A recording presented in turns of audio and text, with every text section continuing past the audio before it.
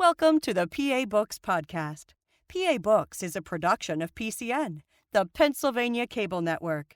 This program features interviews with authors of books on Pennsylvania people, history, sports, business, nature, and politics. We hope you enjoy this podcast.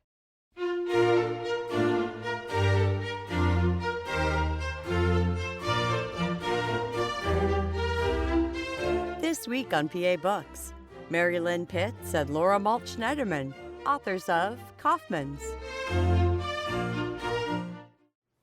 Marylynne Pitz and Malt Schneiderman are the authors of Kaufmann's, the family that built Pittsburgh's famed department store. Why did you decide to write a book about a department store? Well, we didn't so much decide to write a book about a department store to begin with. In the beginning, I just happened to notice a lot of signs around the Jewish Community Center in Squirrel Hill about Irene Kaufmann. It put her name up there. And I always pictured her as a little lady with maybe a long string of pearls who had a lot of money and who gave, very generously to the JCC.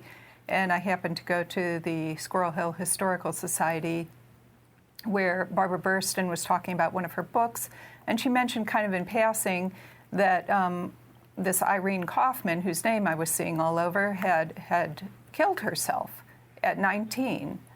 And I the whole room gasped. And then she said that Irene's mother had killed herself 10 years later. Another gasp from the room. And I kind of looked around and I thought, this family has their name all over Pittsburgh, but people here don't seem to really know anything about the Kaufmanns, and I kind of tucked that away. And then when Kaufmann's was closing in 2015, and I was working at the Pittsburgh Post-Gazette as a web developer, I thought this would make a good story, and I turned to my good colleague, Marylynne Pitz, with whom I'd worked a lot, and she covered art and architecture, which she still does. And I said, Marylynne, would you like to write this story? Do you think it'd be interesting? And she did, and the story was published.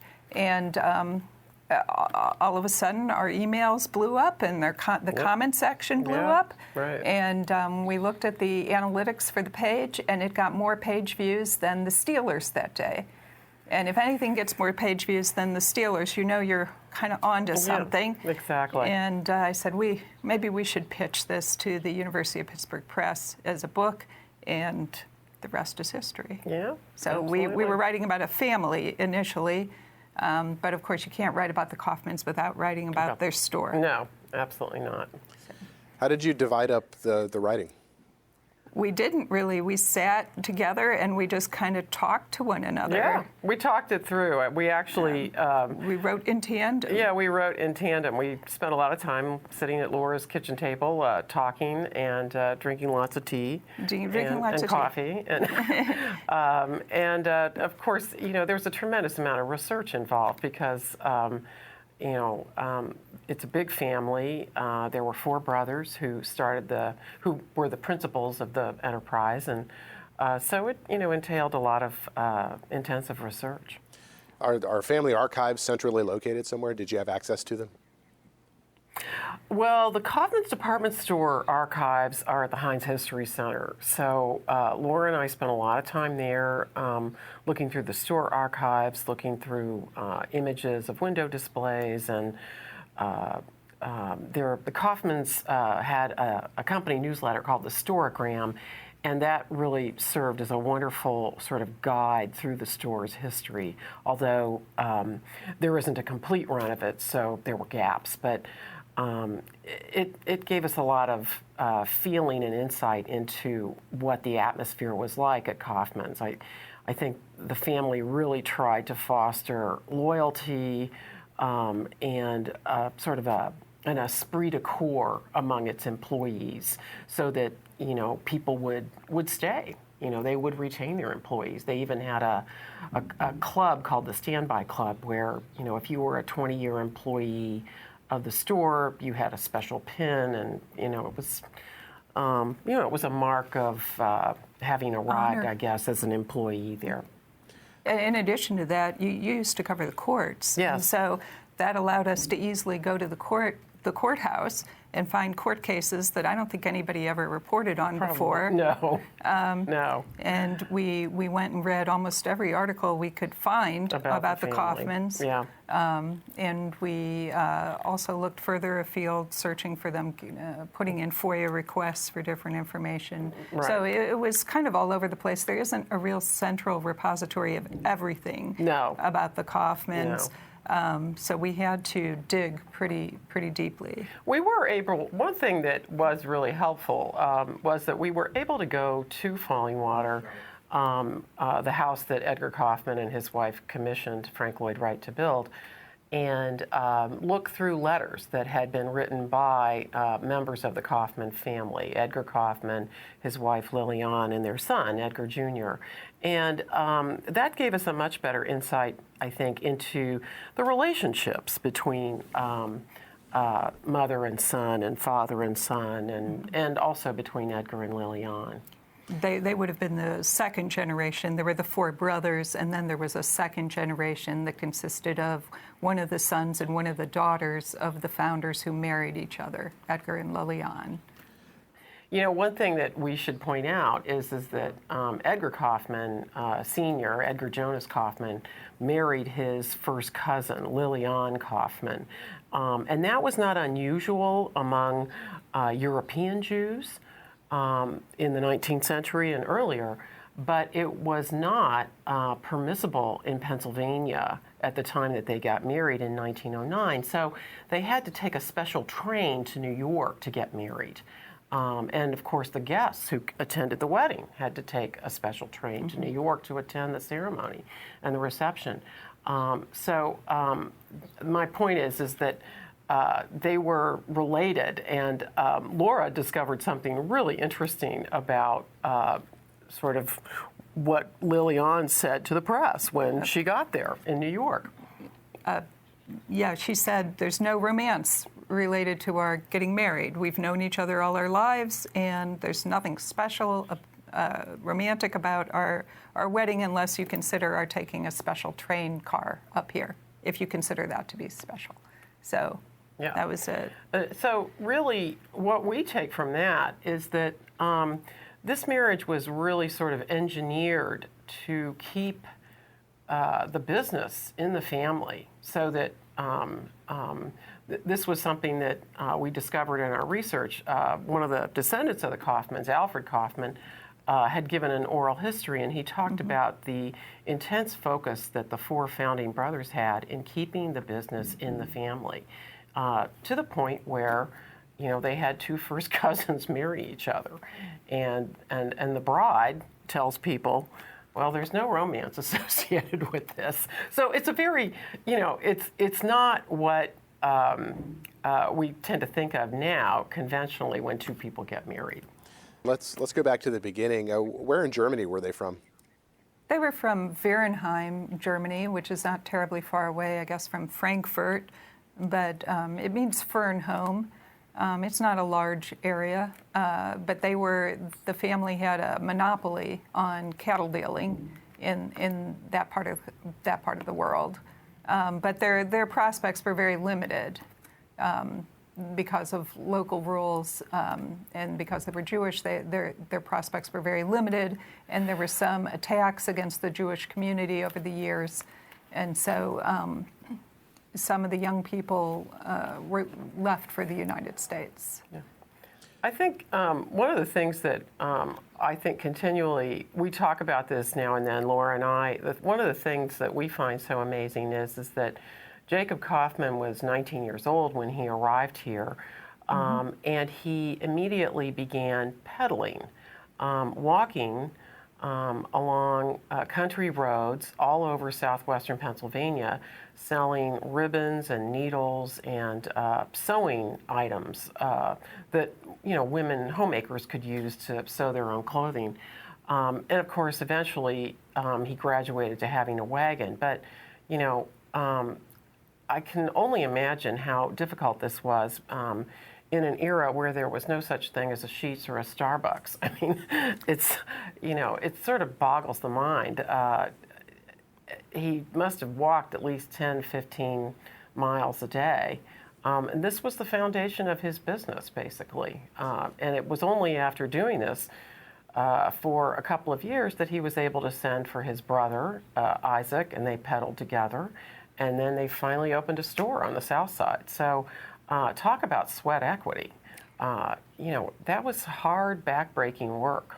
It was. And that store was really no bigger than the back of an 18-wheeler truck. Right. It was a very tiny store. Yes, exactly. What did they sell at the store? They sold bolts of cloth and some men's clothing. It was like any other little dry goods store, what they call notions, the little things you need to sew, the thread and the buttons and the ribbons. They also sold to mill workers, too. They sold, because the store on the South Side was not far from the steel mills that were operating then. And so they sort of had a ready-made clientele in that sense. Now, they would, in the 1870s, expand and start to build different stores in the city. Were they catering to different clientele as they built these different stores? We haven't heard that they were. They closed the other stores pretty quickly and focused on downtown. Right. And initially, downtown, their store was more of a discount palace. They focused on what you could get for your money. Right. It was initially it was called Kaufmann's Cheapest Corner, and I think they were definitely a discount retailer in the beginning. And it was only later in the, I would say, as the century turned and Edgar Kaufmann Sr. took over, then the store really began to offer very high-quality merchandise. Right, and they became the taste makers. They became taste makers here, and people really learned to look to the store for the latest fashions from Europe, the latest in fabrics, all kinds of decorative objects. The store itself was like an art gallery in a sense. During this time period, you begin to see department stores developing. And how did they become involved in that, moving beyond clothing and just starting to sell a variety of goods? It was the trend. Department stores were just kind of breaking in the between the 1870s and the 1880s. Mm-hmm. So they just happened to open their store at a wonderful time to catch the crest of this wave, and they were so astute that they were on the cutting edge of the wave, on the very edge. So they, your initial department store would have been all dark wood, dark paint. Everything would be kept locked up in cabinets, and if the customer wanted something, they'd have to ask, "I'd like to see that," and the clerk would unlock it, show it to them, and then the clerk would sort of size up the customer. I realize I'm not really answering your question, Phil, but this is interesting. No, go ahead. The clerk would size up the customer and say, "I wonder what this person can afford to pay for this item." And then they would dicker, they would bargain, and eventually settle on a price. But the one individual who started Selfridges in London had pioneered this idea of a price tag, one price for all, one price for a good for all customers. And the Kaufmann brothers, the four brothers, were very astute, and they latched onto that early and advertised that they only had one price for each of their items. So they were just very observant about business trends, and they implemented them very quickly, and that is how they found success in the late 19th century. Yeah. I think, too, one of the things that really helped them early on was the fact of their location. They were right downtown on Smithfield Street, which meant that they were very accessible to the tens and thousands of mill workers and immigrants who had come to Pittsburgh to work in the mills and the mines, and who, once they had gotten their weekly pay, went downtown on the trolley to spend it. And one of the things that Kaufmann's did in that regard that was really smart was they had a foreign department with people who spoke a whole range of languages, not just German and French, but Italian and Serbo-Croatian and you name it. They, catered to people who were not just from Western Europe, but also from Eastern Europe. Mm-hmm. And so they even had a part in the basement where they advertised in a local Italian written newspaper about, we want you to visit our basamento and read our Italian newspapers at your convenience. But they also used these interpreters to help people shop. So the idea of the personal shopper and interpreter was a really smart idea. Now, there was a sign outside that said, "Meet under the clock." Can you talk about the clock and what significance it had? The clock was just, well, we have a picture of it here. Yeah, we have a picture. Here it is. You can see it is held up by two brawny individuals in bronze. And it was just very visible. It was on the corner of, I want to say, Smithfield and Fifth. Mm-hmm. And it was just a real landmark. So people would say, "Meet me under the clock." And that just became a saying, and it became sort of a beloved landmark. And people would remember meeting their dates there, meeting their parents there, meeting their siblings and their friends there. When the Pirates won the World Series, people gathered at the clock and climbed up the clock. When a politician said, "Meet me under the clock," and I forget the phrase, but more or less it meant, we'll save that anecdote for a different time. At any rate, the clock had a lot of significance to people because it, first of all, it was made by a company in New York called Caldwell Clock, and this clock company made clocks for people like Andrew Carnegie, Henry Clay Frick, the industrial titans of their day. So when Kaufmann's put that clock up, this was actually their second clock in 1913, they were saying to people, this is a place of quality. We are timeless. We are going to be here. And, it really is. It's a phenomenal landmark because of its beauty and its timelessness. And also, people in the early part of the 20th century, not everybody walked around wearing a wristwatch simply because they couldn't afford it. So being able to tell time and making sure that you met someone at the right time, at the right place, that's another reason that it was so popular here. Now, you tell the story in the book. In Philadelphia, I just want to point out, sorry to interrupt, I just want to point out that Kaufmann's was doing something that other department stores did in that, like if you went to Wanamaker's in Philadelphia, for example, you would say to the person you were meeting, "Meet me under the Eagle." So Kaufmann's wasn't the only department store that did this, but they certainly did it in a first-rate way. Now, one of the stories you tell in the book is about a promotional event that they had where they were throwing free clothing off the roof. It almost had a riot. What happened? Well, they thought it would be a wonderful idea. I forget the year, but it was in the early part of the 20th century. Right. To advertise that they were going to give away free clothes at such and such a time, 7:30 in the middle of winter. So I think it was winter. Mm-hmm. Is that right? Yeah. And so a big crowd gathered because clothes were expensive at that time and people were mostly poor. So they gathered below, and rather than just handing out these parcels, the employees of the store they'd open the windows and they'd throw the parcels out the window, and the crowd would descend on the parcels and fight over them, and kids were getting crushed and they were crying and losing their parents, and the police had to put down this near riot. Yeah.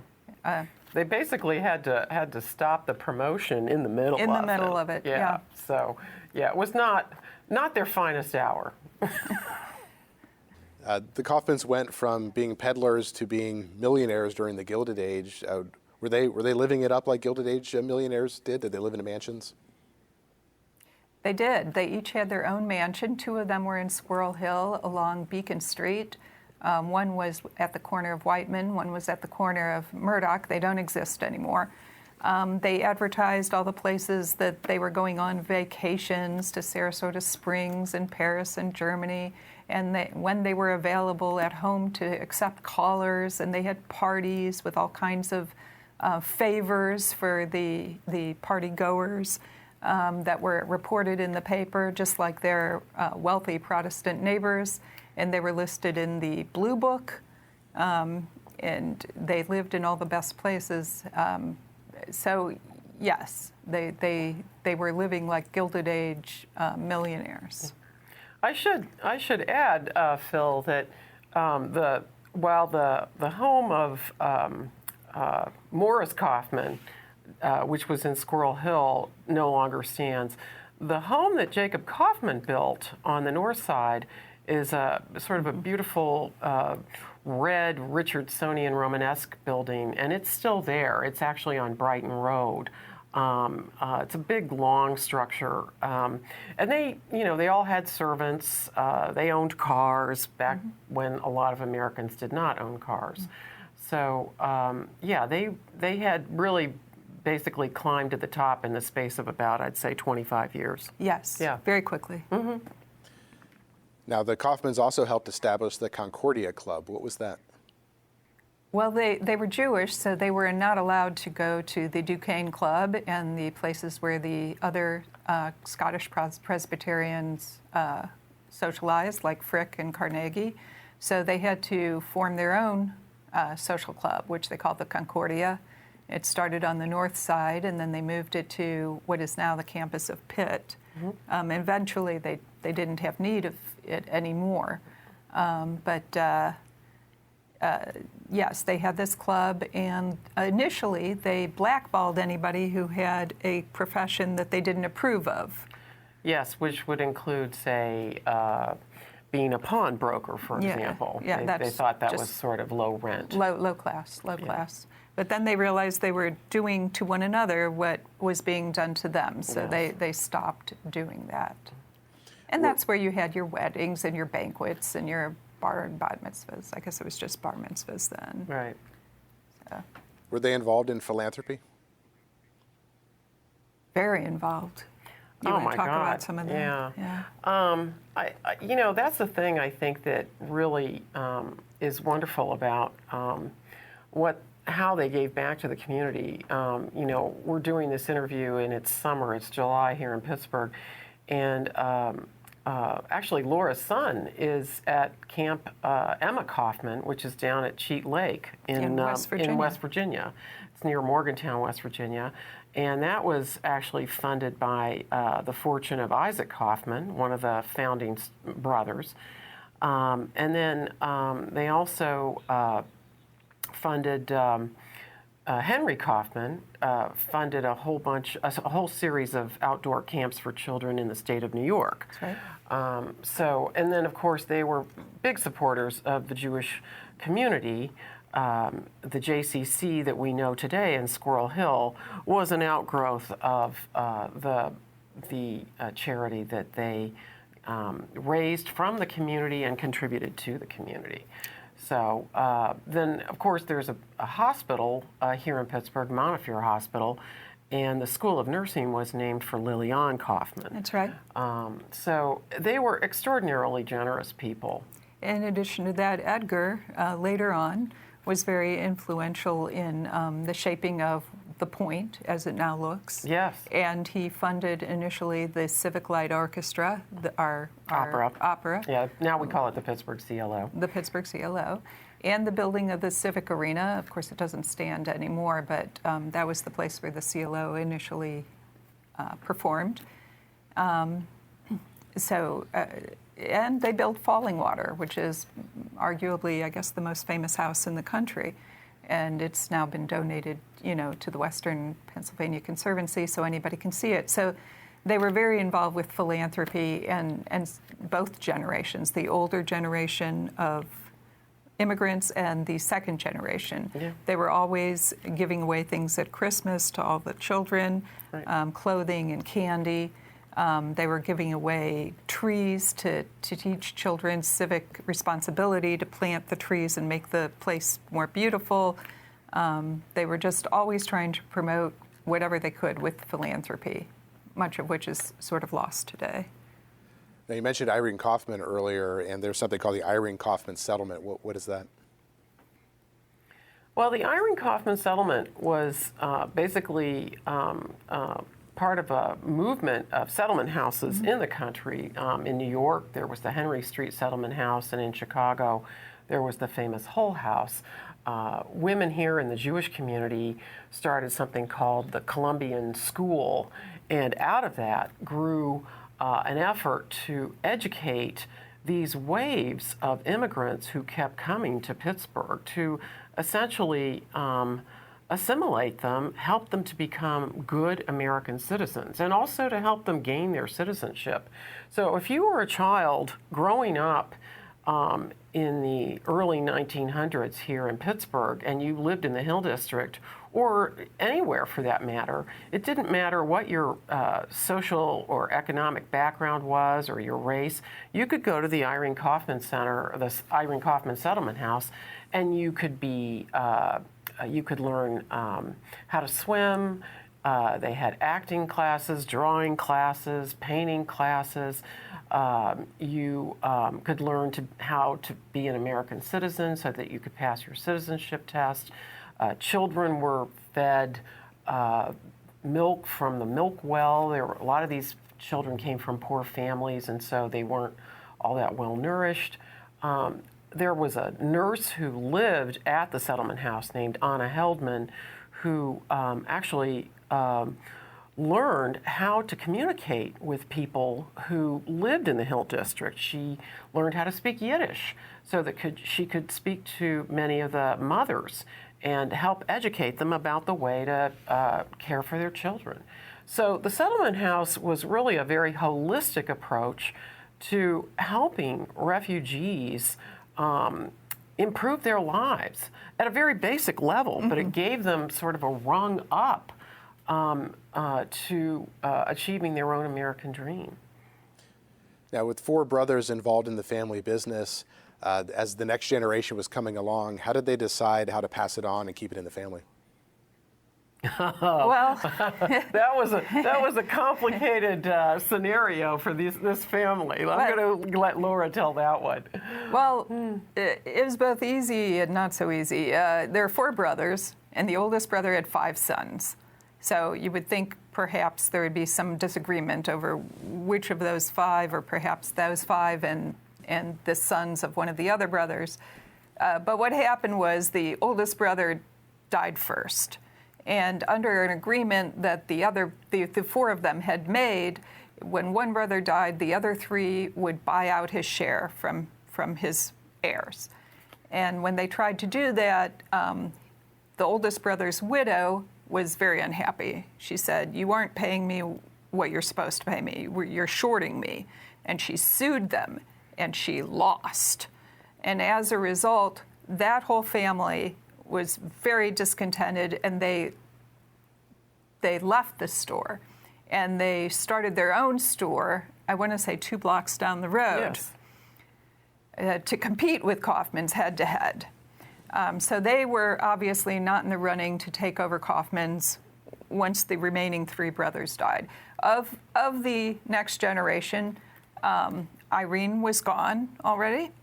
There was one brother had just 1 daughter, and the other brother had 2 sons and 2 daughters, and the oldest son was a real handsome devil, very smart, very charismatic, and it was obvious that he should be the next anointed one. So it wasn't all that difficult to decide who was going to be the next one in line. And of course, I think we should add that Edgar Kaufmann, the charismatic and smart son of Morris Kaufmann married his first cousin, Lillian, thereby sort of consolidating his ownership of the business. Because when he married Lillian Kaufmann, he got her share of the business. So it was not just a marriage of blood, it was a marriage of business. So I think also Kaufmann, the Kaufmanns who went down the street to build their own store, built a store called Kaufmann and Bayer. Now today we know that building as the Heinz 57 Center. Another generation of Pittsburghers remember it as the Gimbels building because for a time Gimbels was there. But that building was originally put up by the descendants of Jacob Kaufmann. And they spent a boatload of money to put it up, too. It did not, they did not do as well as Kaufmann's. They did not last very long before Gimbels took them over. Right. Yeah. Was Edgar groomed for the position? Did he start at the bottom and work his way up? How did that work? He was definitely groomed for the position. He was sent to Shadyside Academy. He was sent to Yale.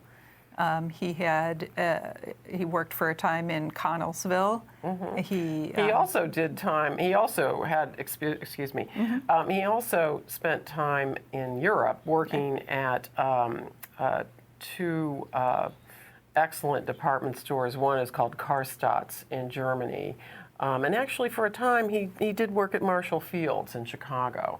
But he was a shipping clerk early on at Kaufmann's, and there's a famous picture of him driving a car that belonged to Kaufmann's, doing deliveries. So he did work in various departments before. All of them. Yeah.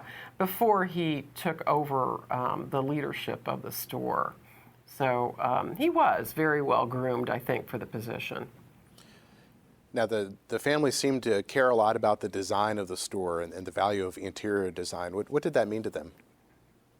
Well, Edgar and Lillian always wanted the best of everything.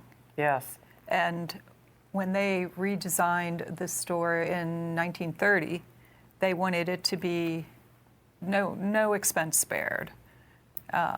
So they ended up designing sort of an Art Deco palace filled with pale wood cabinets set at diagonals and pillars of black Italian Carrara marble or glass. And they commissioned these special murals to go on the walls high above. There are 10 murals, very colorful. Actually, you know a good deal about these murals. Yeah. Well, the murals were basically a history of commerce in the world, starting back in ancient times and going all the way through to the last mural basically portrayed a city that looked very much like Pittsburgh. And they were when the store opened, looking like this in 1930, it was acclaimed as one of the most beautiful department stores in the world. So they hired one of the best architects of the day, Benno Jansen, to design the building, and then they just spared no expense. Edgar Kaufmann went off to Europe with his wife in the late 1920s, and said, when I return, I plan to give Pittsburgh the finest department store I can give it. So he basically went out on a scouting tour to Europe to see how windows were designed there and what kind of goods were on offer, so that he could say that he was giving Pittsburgh the very best. Now, you also write in the book about their window displays and how in the 1890s they started hiring window dressers, and that created a new profession. Why were these window displays so significant? Well, they were enormous windows. They weren't, of course, the only department stores that had these windows. Every department store had huge windows to advertise what they had on display. They sort of competed. They would. It was artists, in in their environment. You know, they designed the windows with a lot of thought. They looked at other department stores' windows. And at Christmas time, they would really go all out. They spent a whole year thinking of what they're going to have each year for the Christmas displays, and they had to order parts from a special company that made the little figures. In the beginning, you had to have a person turning a crank to make the figures work. Later on, of course, they ran with electricity. Right. And it was very exciting. Most people remember going downtown to see the Christmas window displays at all the department stores. It was just very exciting. Before the car, most people were walking along the street, and window displays commanded a lot of attention. Yeah. When you're in a car, of course, you just zip right by and you don't really notice. Those windows were a really powerful form of, I think, creating a sense of wonder and intrigue. We talked to several window dressers who, they would scrounge around for all kinds of material. They would work with mannequins. And those windows were huge. They were not heated and they were not cooled. So it was not the best environment to work in when you were, trying to arrange things very carefully so that you used the windows to tell a story. But I think it really became an art form unto itself. And that's why people flocked downtown. They wanted to be entertained, and they wanted to see the Nutcracker or Cinderella or the traditions of Christmas, whatever the likely theme was for the year. So in the early days of this, they would actually, they had a young woman dressed up in a costume, and she would tap on the exterior of the building, and they would open wide the velvet windows to reveal what was in the windows, or the velvet curtains that shielded the displays.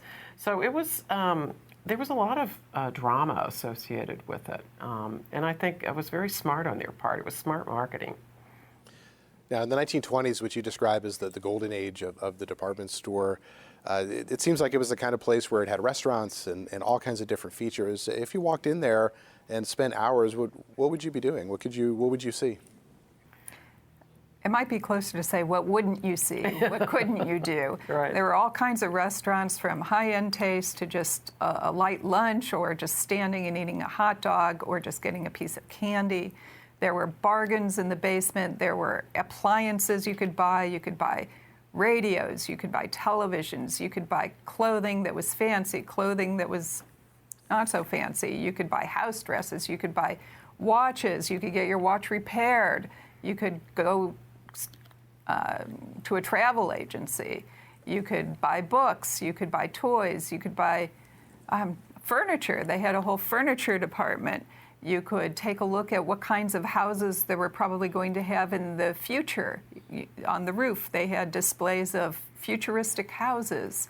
I'm trying to think what other departments they had. We had just like whole paragraphs of departments alphabetically listed. Right. It just went on and on and on. It was not like what you see at today's malls, where the department store, quote unquote, just has like a few goods. They have clothing, they have accessories, and they have some plates and sheets and curtains on the third floor. No, this had all that plus more. Plus, they were like a self-contained almost city. They had their own carpenters, they had their own artists, they had their own poster makers, their own designers. They were self-sufficient. Yeah. So it was very exciting, I think, to go to a downtown department store and see everything that they had. Yeah, they're really, one of the things they did early on, too, was that they caught this whole wave of having fashion shows.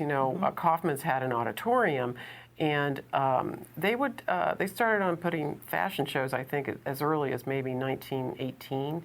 But certainly by the 20s, they were showing fashion shows on a regular basis. And, that was just another way to promote what they were selling. So it was a very entertaining way for a woman to spend her day. She could go to a fashion show, she could have lunch, she could shop for clothes. They did everything possible to keep people in the store as long as possible. Oh, they would take care of your child. They also would take care of your child. Yeah. They had people who would take care of your child, and they had cribs where your little one could rest. Right. And so they made sure that you were free to spend your money here. Yeah. How did Kaufmann treat its employees? They were always trying to be on the cutting edge of employee benefits and trying to, it was a paternalistic attitude that prevailed at that time. They wanted their employees to have everything and more. They wanted to treat their employees well. They even offered up their property in Fayette County as like a weekend retreat for employees that could be had for a couple of dollars. They charged a little more for managers. They gave vacations. They gave discounts. They had rest rooms where employees could just rest. They had restaurants, lunch rooms, cafeterias that were just for employees. They also had special funds where you could apply if you really needed some money, and they had a special fund for you. They provided a lawyer on site that you could consult for free. They had dentists on site for their employees, doctors on site for their employees. So they were really trying to be very generous to their employees. Now, one of the most famous things that Edgar is known for is a house by Frank Lloyd Wright, Falling Water. How did that come about? How did he get to know Frank Lloyd Wright? Well, Edgar had a son, Edgar Jr., and Edgar Jr. had spent time in Europe pursuing a career as a painter. He came back here in the early 1930s, and he was kind of at loose ends. He was here in Pittsburgh for a while, and he read Frank Lloyd Wright's autobiography. And that's what made him decide to go and study as a fellow at Taliesin in Wisconsin. Which is Frank Lloyd Wright's. Which is Frank Lloyd Wright's home, that's where Wright lived at the time. And so his father and mother came to visit. Mm-hmm. And that's when Edgar Kaufmann Sr. met Frank Lloyd Wright. And I think that they were very similar in a lot of ways. They were risk takers. They were men who wanted to accomplish things. And I think Edgar saw in Wright somebody he could trust as an architect and hired him to build Falling Water. And I think the house construction started in 1936, so this was at the height of the Depression. But it was a very difficult construction project. I think Edgar had to draw on all of his diplomacy to deal with Wright, because Wright could be very imperious and difficult.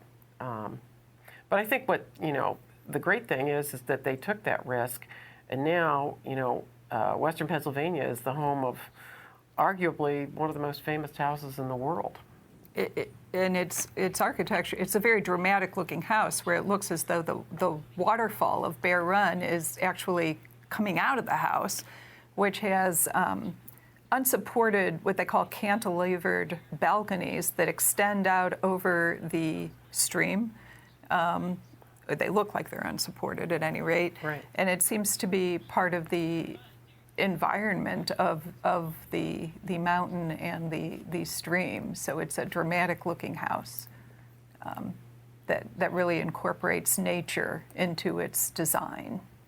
Now, at one point after the Second World War, the Kaufmanns would be sold to the May Company. Why did they decide to sell it to another company rather than keep it in the family? I think that was a really difficult moment for Edgar Kaufmann Sr.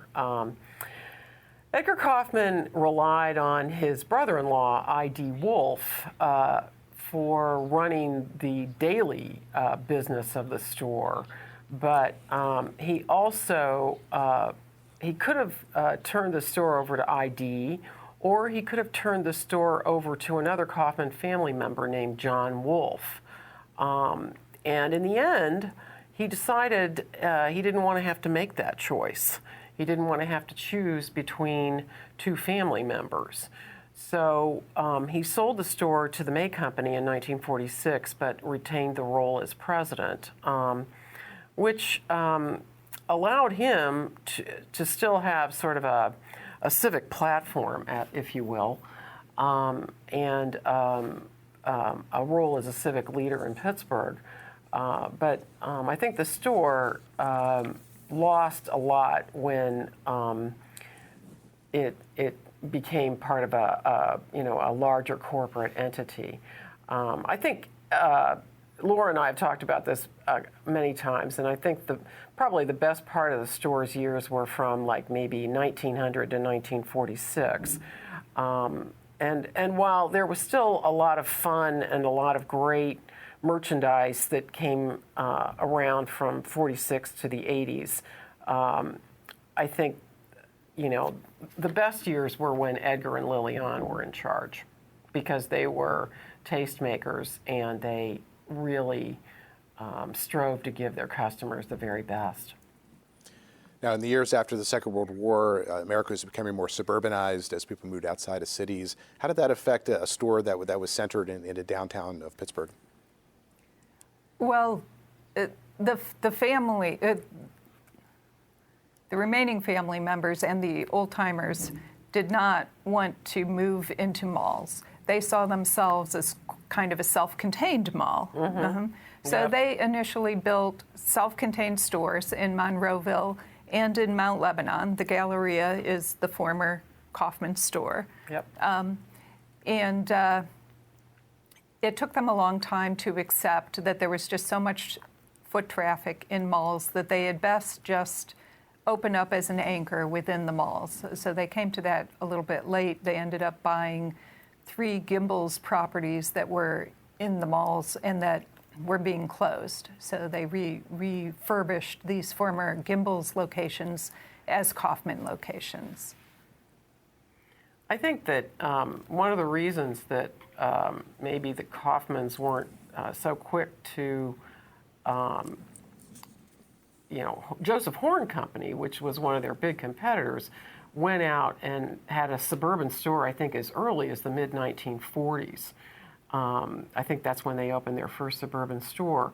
But Kaufmann's was very late to this, mostly because downtown to them was where the most business was. And so I think it took them a while to see that their customers did not want to drive all the way into downtown Pittsburgh mm-hmm. and pay for parking when they could go and have free parking at a mall. Mm-hmm. So, yeah, they were sort of late to that trend. What was Kaufmann's relationship with trade unions? Well, I think it was difficult, I think, at times, because the thing that most people remember is that there was a terrible strike in the 1950s when the Teamsters, which the Teamsters Union almost every year, right before Christmas, would demand some kind of raise. And of course, that's the time of the year when the store would do its best business. And there was a terrible strike in the 1950s because the Teamsters were demanding that they have 2 men on every delivery truck. See, at that time, they would deliver your parcels to you. To you, right. And they were demanding, even if the parcel were little, tiny, that 2 men must be on the truck. Yeah. Really, it was really, I think, a gross overreach by the Teamsters. I mean, they were basically feather bedding, which is, something that the stores just weren't going to put up with. So it resulted in a very long strike. It was actually the longest department store strike in the nation's history. I think it was at 18, 19 months. I mean, it got so bad that certain unions in the city wouldn't cross the picket lines, and so Kaufmann's wound up storing its trash on the roof of its building. So I do think that by and large, I think Kaufmann did its best to negotiate and offer raises and be fair. But I think that strike created a lot of bitterness, and it took a long time for that to dissipate. And the 50s were a time when a lot of unions were striking, including the trolleys and the electric company. And these were violent strikes where they might shoot paint at a manager's house. They might shoot through the window of the manager's house. They would beat up non-union labor, and the Kaufmann's employees would support these strikes and not cross the picket line. Yep. And in at least one case, there were fistfights and shoving that broke out near the entrance of Kaufmann's because people were, their tempers were short. Yeah. So Kaufmann's did try to get along with the unions, but yeah, all the department stores faced strikes. When did the downtown location close? 2015. It was in September of that year, 2015. And I think, for most people, that was really, city leaders like the mayor and others weighed in and said, it's a sad day for downtown Pittsburgh. And I think one of the things that's sort of gratifying to see is that the building is now going to be reused. I mean, it already has had a restaurant in it and an even hotel in it for some time, but now Target is going to move in. And, it'll be good to see business come back to life in that stretch of downtown on Smithfield Street. I think for most people who have grown up here in Western Pennsylvania, no one ever referred to that building as Macy's. No. Macy's might have put its name on the building, but to generations of Pittsburghers, that has always been Kaufmann's. The clock is still there. And so I just, some things people in this town just, they call it Kaufmann's. It's so ironic that what's moving in are discounters to Kaufmann's, which Right. had a boutique on its top floor that sold designer dresses. Right. Now right. it's going to be Target in Burlington. So that's sort of an irony. When you were doing your research for this book, did you discover anything that really surprised you, something that you thought was really interesting? I think we've talked about some of the things that we found. We're trying to keep a few of those nuggets back. I think one of the things that one of the things that really impressed me was Lillian Kaufmann. Lillian Kaufmann, came of age in the Gilded Age as a young woman, but she was a tremendous help to Edgar Kaufmann in keeping the store at its best. It was her idea to open this designer salon called the Vendôme. She would go to Paris and she would buy merchandise for it. She actually started the Vendôme as a way to employ people who were unemployed during the 1930s. She designed jewelry, she designed clothing, and she had craftspeople make those pieces and sold them initially in the Vendôme. And then the store just the boutique just took off from there. There was a special elevator in Kaufmann's that you took to go straight to the Vendôme. She was someone who really came into her own. She was a volunteer for decades at Montefiore Hospital. She during World War I and later she was very involved at Mercy Hospital as a volunteer after that. She's the only woman who ever spent 9 years as the head of the board of Montefiore Hospital. So she was a force to be reckoned with in her own right. I really came away with a profound sense of admiration for her, not just as a woman who found her mission in life and her purpose, but also somebody who gave back to the community in hours of volunteer work. Were you able to interview any survivors in the family on the book? Not direct descendants, no.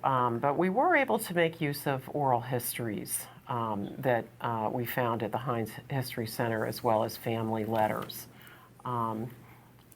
There was one direct descendant, but he's directly descendant from a illegitimate child, so he knew nothing about the family. And the like as we said, Edgar and Lillian just had one child. He did not have any children. So any descendants would be, I guess, the grandchildren or perhaps the great-grandchildren of people of Edgar and Lillian's cohort, and they would not live in Pittsburgh. They would not know very much about what had happened at the store. Yeah. Well, we've been speaking with Marylynne Pitz and Laura Malt Schneiderman. They are the authors of Kaufmann's, The Family That Built Pittsburgh's Famed Department Store. Thank you for joining me. Thank you. Thanks, Phil. Enjoying this podcast? Visit PCNTV.com to find out how to support our mission. PCN is a 501c3 nonprofit television network. You've been listening to a podcast of PA Books, a production of PCN, the Pennsylvania Cable Network. Full episodes of PA Books, as well as other PCN programs, are available to stream with the PCN app. Visit PCNTV.com or the App Store for details.